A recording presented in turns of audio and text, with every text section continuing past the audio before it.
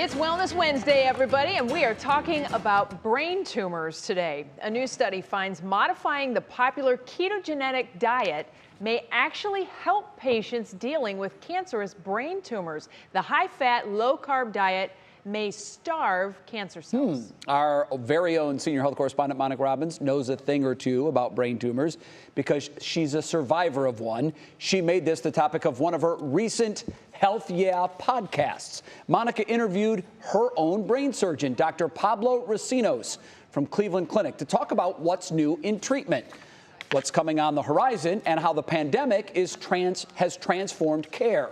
Lockdowns and travel restrictions shined a light on the importance of people being able to get a virtual second opinion from out of state. We've sort of reverted back, like, okay, if I'm not licensed to practice in Michigan, I can't see or Montana, I can't see any patients from there. But I do think that some of our laws are going to need updating, right? Because telehealth has certainly increased access, or has the ability to increase access to patients who need care like patients with brain tumors without having to travel 700 miles. Yeah, one of the positive things of the pandemic, making some of those visits much easier. Listen to Health Yeah with Monica Robbins wherever you get your podcasts, and you can also watch them on the WKYC YouTube channel and at WKYC.com. And she's back. So, you know, we have the luxury of getting to talk to you every day now, especially now that you're back in the newsroom. But you know, we've had a lot of people that have asked questions. How are you doing? What's going on? Will you give us an update? Yeah, I still have a brain tumor. I think a lot of people forget. They think that, boop, popped it out of my head, and I wish that was the case, but it's not. I still have a brain tumor.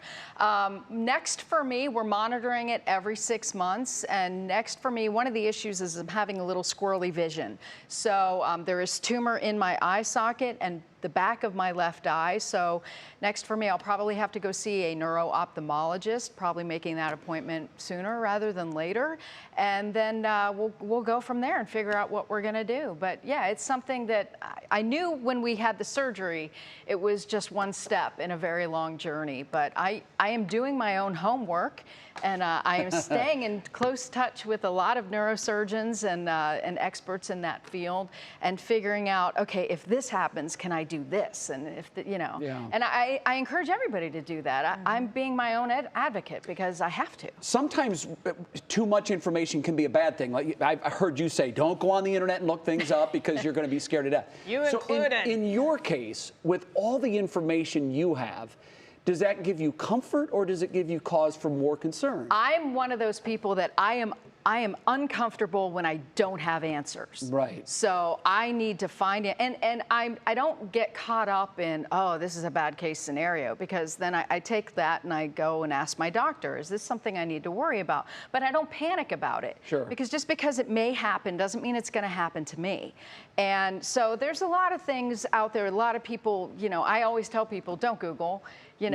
But in my case, I'm the health reporter. I know what to Google. She attacked this. And what you see here is not Monica putting on a brave face. This is actually how she just, you say, hey, how you feeling? And she'll launch into, well, blah, blah, blah, blah, and all the new stuff that you found out, and oh, this is a cool treatment. And I talked to another person that had this, and it's so phenomenal how, we think you're being brave. You think you're just being Monica.